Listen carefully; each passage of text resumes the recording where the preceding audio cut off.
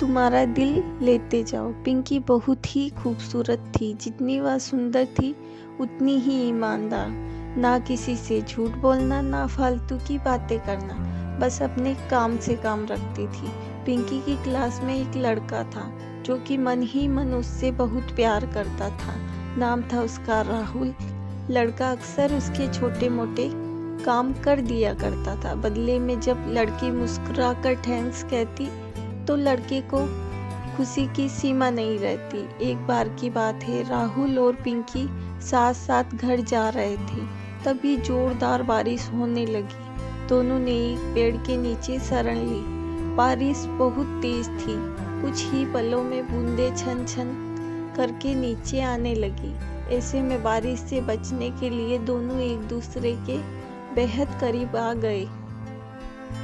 पिंकी को इतने करीब पाकर राहुल अपने जज्बातों पर काबू ना रख सका। उसने पिंकी को प्रपोज कर दिया। पिंकी भी मन ही मन राहुल को बेहद पसंद करती थी, इसलिए वह राजी हो गई और इस तरह दोनों का प्यार परवाने चढ़ने लगा। एक बार की बात है, पिंकी उसी पेड़ के नीचे राहुल का इंतजार कर रही थी। राहुल बहुत देर से आया। उसे देखकर पिंकी नाराज होती हुई बोली, तुम इतनी देर से क्यों आए हो? मेरी जान निकल गई। पिंकी की बात सुनकर राहुल मुस्कुरा दिया। जानू, मैं तुमसे दूर कहाँ गया था, मैं तो तुम्हारे दिल में रहता हूँ। तुम्हें यकीन ना हो तो अपने दिल से पूछ लो। इस प्यार भरी बात सुनकर पिंकी अपना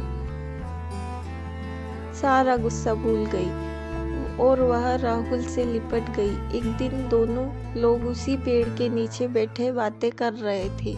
पिंकी पेड़ के सहारे बैठी थी और राहुल उसकी गोद में सर रखकर लेटा हुआ था। तभी पिंकी बोली, जानू, अब तुम्हारी जुदाई मुझसे बर्दाश्त नहीं होती है। तुम्हारे बिना एक पल भी 100 साल के बराबर लगता है। तुम मुझसे शादी कर लो, नहीं तो मैं मर जाऊंगी। राहुल ने झट से लड़की के मुंह पर अपना हाथ रख दिया और बोला, मेरी जान, ऐसी बातें मत किया करो।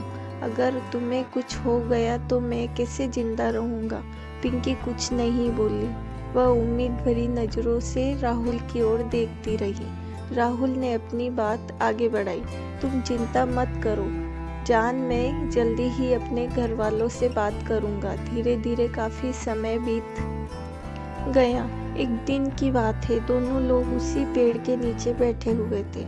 उस वक्त राहुल का चेहरा उतरा हुआ था। पिंकी के पूछने पर रुआसा होकर बोला, जान, मैंने अपने घर वालों को बहुत समझाया, पर वे हमारी शादी के लिए तैयार नहीं हुए।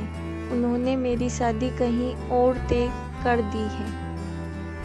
यह सुनकर पिंकी का कलेजा फट पड़ा। उसका मन हुआ कि वह जोर जोर से रोए, लेकिन उसने अपने जज्बात पर काबू पा लिया और बोली, जानू, तुमसे सच्चा प्यार किया है। मैं तुम्हें कभी भुला नहीं सकती। प्लीज मुझे माफ़ कर देना। राहुल धीरे से बोला, वैसे अगर तुम चाहो तो हम लोग हमेशा अच्छे दोस्त रह सकते हैं। पिंकी यह सुनकर जोर जोर से रोने लगी। राहुल ने उसे बहुत समझाया, पर पिंकी चाह कर भी अपने आप पर काबू नहीं कर पाई और वह रोते रोते अपने घर चली गई। देखते ही देखते राहुल की शादी का दिन आ गया। उसे यकीन था कि उसकी शादी में पिंकी जरूर आएगी, पर ऐसा नहीं हुआ। हाँ, उसका भेजा हुआ एक गिफ्ट पैक उसे जरूर मिला। राहुल ने कांपते हाथों से उसे खोला। उस गिफ्ट को देखते ही राहुल बेहोश हो गया। गिफ्ट पैक में और कुछ नहीं, खून से लथपथ पिंकी का दिल रखा हुआ था और उसके साथ एक चिट्ठी जिसमें लिखा हुआ था, अरे पागल, अपना दिल तो लेते जा, वरना अपनी पत्नी को क्या देगा। दोस्तों, किसी के लिए मोहब्बत टाइम पास होती है और किसी के लिए ज़िंदगी से बढ़कर नहीं।